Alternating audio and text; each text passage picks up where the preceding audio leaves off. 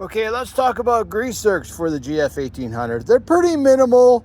There's only, let's see, 2, 4, 6, 7 on the machine itself. Actually, 2, 4, 6, 8, 9. Okay, let's start at the front. You've got 2 right here, so make sure you grease those. Those keep your shaft moving. I hope you can see that, but yeah, they're right in here. Now, behind the wheel, on that shaft, there's one. On that shaft, there's one.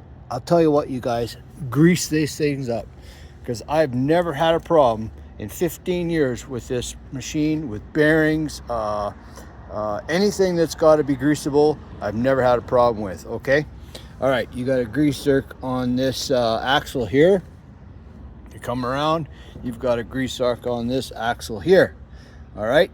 Now, if you go underneath, there's a shaft that runs. Let's go underneath here. Okay, so here's a shaft. There's a grease zerk on this end, and there's a grease zerk on this end to keep them splines inside that shaft loose and want to move if anything wants to move, okay? Now, there's another grease zerk that you may not even know about, because a lot of people don't know about it. I'm just getting off the ground here. And holy cow, as you get older, it's harder to get off the ground. Okay, let's go around this side.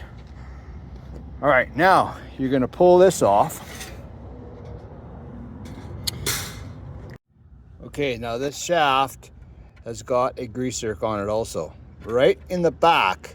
So reach around there with your, I think, left hand would work the best. And you can feel that grease zerk back there on the back side of the U-joint, okay? Make sure you hit that one, because she may start to squeak on you. I know one guy it did, and I said, have you been greasing that? Nope. We got grease into it, but it wasn't fun. And then when the squeak went away. That one's important too. They're all important, and that's why the grease zerk is there. All right? Okay.